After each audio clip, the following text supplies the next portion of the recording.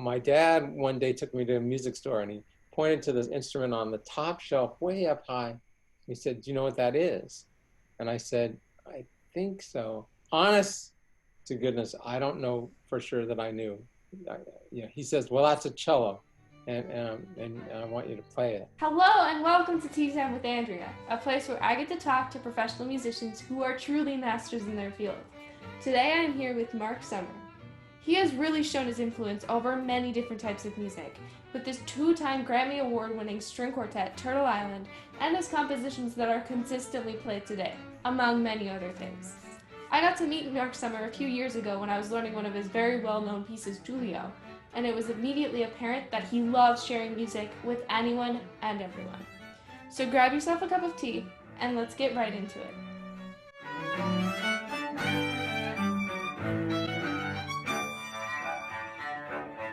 Welcome. Thank you for joining me here. It's really nice to be here with you.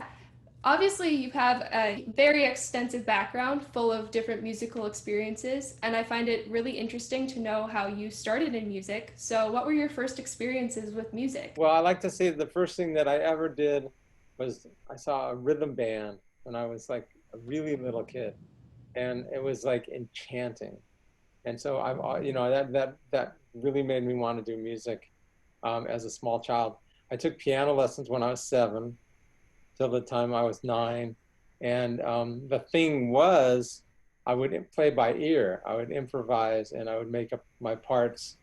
And my teacher wasn't that happy with that. I was starting to listen to the Beatles and, the radio, AM radio, the Jackson 5 and a lot of Motown music. And I wanted to learn how to play the guitar. My best friend was a guitarist. So I took about 4 lessons. I still had this love of the piano and a love of the guitar. And then I learned to love the cello, but it was almost like my third instrument, the one that I put so much hard work and effort into with Turtle Island Quartet for 30 years. That's amazing, all of that. So I know that for a lot of young musicians, like even me, when I have a career in music eventually, it's really hard to decide like what I want to do because there are so many options. So how would you say that you decided what exactly you would want to do or what inspired you the most? I heard a recording by Roger Kellaway, this great jazz pianist, and he had something called the Roger Kellaway Cello Quartet with a cellist named Edgar Lustgarten. And I actually talked to him before he died, and he said, "Well, first thing you need to understand is I'm not a jazz musician. I'm playing written out parts, but I'm improvising the rhythms a little bit." I just thought, boy, that would be a great job. That would be a great thing to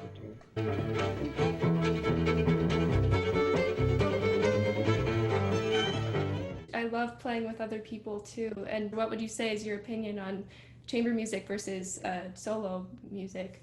It's not advice one can give. For me, after playing for 30 years in a quartet, I like playing alone.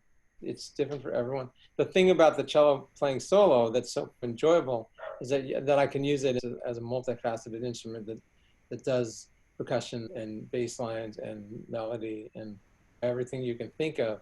And I think that's what makes what I do fairly unique. Something that at least I've heard about you from most everyone is just the techniques that you use in your compositions and your playing are just so various and complex. Would you say that those techniques would stem from like classical cello, or how did you come up with them? They really come from parts. So you're in a trio, right?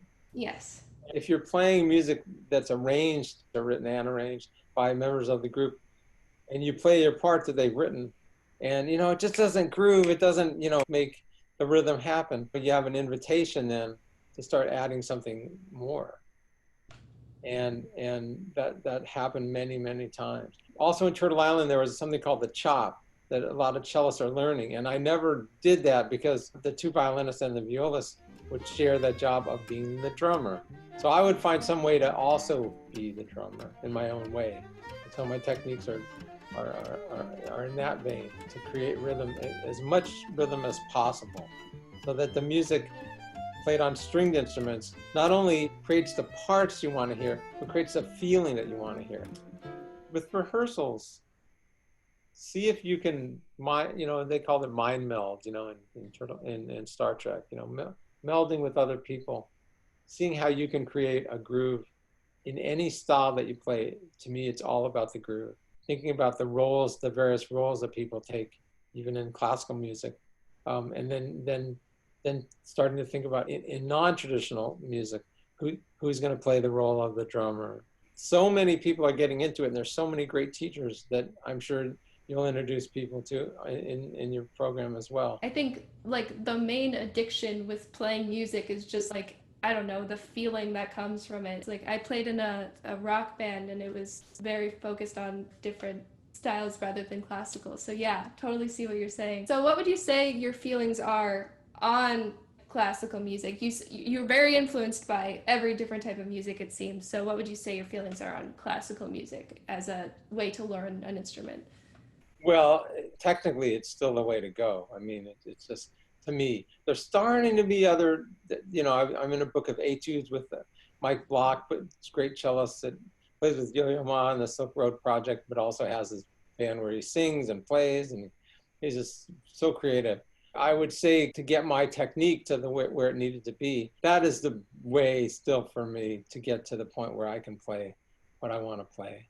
I still practice scales and sometimes proper etudes. And I came up through Stephen Dayock method book 1 and 2 and all the Dotsauer books. Generally, I just am in love with the idea of developing your own style. What's the best way to do that is certainly to improvise and come up with your own, your own ideas. Obviously with Turtle Island and with your influence and all of your compositions, would you say that like string playing in alternative styles has become more popular among the music world in general? Before like you composed things in Turtle Island and everything, it was more of like string players play classical music, you know, and there was not that influence of different styles. Would you say that the world has changed in that way? Oh, in a huge way. Yeah. When we used to go and give workshops play a concert in Cleveland where I went to school, we'd go to the Cleveland Institute of Music and it would be packed all on a Saturday. Once we gave a workshop and it was just filled.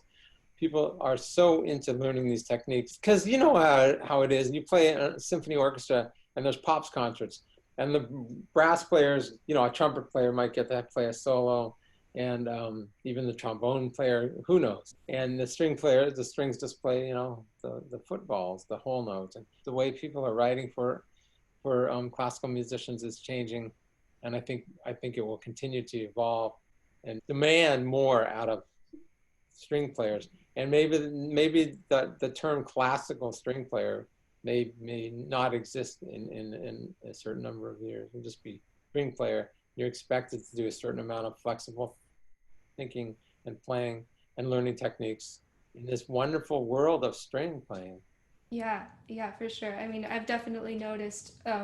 My mom has the music school, and there are a lot of young kids wanting to get into music. They don't want they want to be like you, honestly, like people like you who play different styles. They don't really want to learn Suzuki or whatever or anything like that. So yeah, the world is definitely changing, and I feel like changing for the better in that way. A lot of your influence is based on your compositions. So, how did you get inspiration to write something more concrete? You were talking about how improvisation was a very influential thing to you. So, what was your idea of composing? Like, how did you start in composing? Pretty much playing on the piano. I'll do that. I use my iPhone and I'll just start playing and put the voice memo on and something, hopefully something good will come. I've got hundreds of these little bits of pieces, and then I'll take them from the piano. Like Julio was like that. Julio, da, da, da, da, da, da. I wrote the melody on the piano for sure, and then I started playing on the cello, and I started coming up with parts, and little by little, it just sort of fit together like a jigsaw puzzle.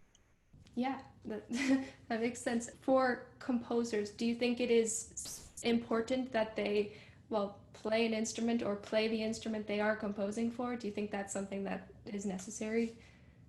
I can't say it's necessary because there's all sorts of composers that don't play the instruments they're writing for. For me, if I don't play the instrument, it's more challenging. A lot of what comes through when I'm writing is sitting at the instrument and just letting the flow happen. You have like really great friends in music, obviously, and part of this project is trying to kind of promote the idea that getting into the music world is a huge, it's a great thing because the connections that are made within the music world are very vast. Would you say that like being a musician has led you to meet more people? Yeah, well, I'll tell you one thing that's been a total treat is meeting Yo-Yo Ma and watching him. He's the ambassador of music for the whole world, and anytime I'm looking for how to act and relate to people in public as a musician, I look to I ask myself, what would Yo-Yo do? I've gone and tried to meet my heroes and people that influenced me. Tierney Sutton is a fabulous jazz vocalist. I think she has 9 Grammy nominations, and so we ended up playing together on. I played with her 4 tunes, 2 with Turtle Island, and 2 just cello and voice on a record of hers called After Blue. It's the music of Joni Mitchell, and so that's on my website. Those 2 tunes that I did you probably, I'm hoping that you heard them. Yes, yeah. Yeah, same kind of thing, using rhythm to, trying to make it into a band. So, like, making those connections. I mean, I've been kind of told from a young age, like, go backstage to concerts, talk to as many people as possible. Would you say that that's something that you did a lot? Exactly. That's what I was talking about when I joined Turtle Island. Was Daryl was somebody I was listening to on recordings. He had a record called Tide Line Mm-hmm. with violin and piano. And I just went backstage. I said, "Hey, how are you doing?" He said he'd give me a lesson. And he didn't really give me a lesson. We just sort of hung out and we played a few things. And, I totally encourage, actually in any field, if you have somebody that you admire and you want to pick their brains, you want to know how they, what are some suggestions. Somebody comes up to me and says, do you have a few minutes? And they're polite, and they seem, like energetic and interested, and I'll certainly give them some time. That's really nice to hear from someone like you that you would, take time and talk. Well, Andrea, I mean, you know, everyone was young once. Everyone was starting out in this crazy music business, um, doing something where people come up after you get your first job in an orchestra and say, um, "Do you have a day job?" It's like there's still sometimes not as much respect given to people in all the arts disciplines. And when you can connect as a person with to another person and show respect and interest, you know, and intelligence and most people, especially people that have had a long career, they're going to be eager to help because they know what it's like. What would you say is the most like influential? I know it might be hard to choose something, but influential experience that you had or experiences in that sense in your music career that you found that really just changed your life or maybe your perspective on everything. Well, I played with Daryl Anger and David Balakrishnan and Matt Glazer, who's used to teach at Berklee College of Music, and Daryl's taught there, and David's certainly been there. So we played at the Great American Music Hall when I had been in an orchestra for 3 years, the Winnipeg Symphony Orchestra, and I just got this message from the universe that I should get in my Ford Fiesta with no air conditioning, throw my cello in the car, and drive all the way from Winnipeg, Manitoba, which is, I want to say, 7 hours north from Minneapolis, and come all the way, through Nebraska and across the, going west till, stopping at Lake Tahoe and taking my cello out and playing, and coming to Oakland, California, to go there and then just go on, to be asked to go on stage with them. So, and then meeting David Ying and watching the Ying Quartet play this classical string quartet that was introducing lots of different styles of music into the mix, and David was being asked to play Giulio, which he was scared to death to do. That completely changed my life. Yeah, that sounds like so much fun, honestly. Just, yeah, traveling. all around and playing music. That sounds really cool. So is there any just general advice you would have for someone wanting to become a musician? Think very seriously all the time of where you see yourself going, and know that the route going there might be circuitous, might take you in all sorts of circles and eddies and currents. When I started playing jazz on the cello and blues and fiddle music, and I was singing while I was playing the cello, I was so happy. That's how you know. I mean, it's a kind of an obvious thing to say, but what makes you thrilled? Maybe it's playing Mozart symphonies. Maybe it's playing Mahler. You know, make sure you're doing it for the right reason. So when all that's left, you're feeding your heart and your soul, and that's what great music is all about, Charlie Brown. That's what you really want to be thinking about is. And also in this time of unparalleled change, ask yourself, what can I contribute to the whole art of making music and sharing music? And it's amazing what's being done. So what's your dream?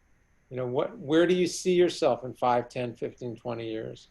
Um, some of the there's it's fine. Oh, I want to win a Grammy. Well, then I'm here to say there are other that's good. That's something to shoot for, but perhaps not the ultimate goal in the universe.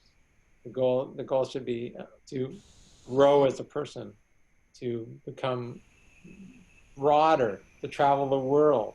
These depending on what you want. Mm-hmm. Is it great to win a Grammy?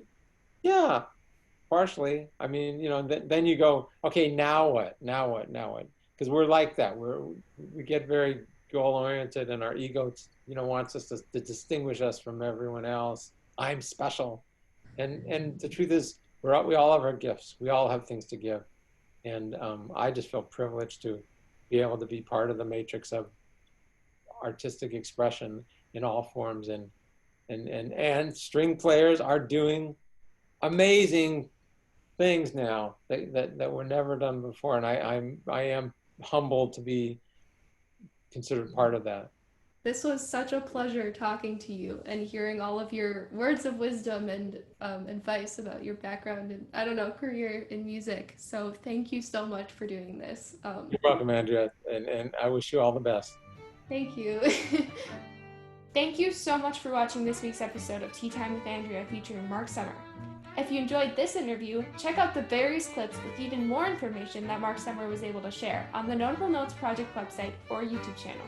Subscribe to the email list to receive updates about interviews, performances, opportunities, and more. Also, follow us on Instagram at Notable Notes Project or on YouTube, The Notable Notes Project. The Notable Notes Project is continually expanding, so we appreciate any and all support. See you next week at Friday, 4 p.m. Central Time for Tea Time with Andrea. Bye!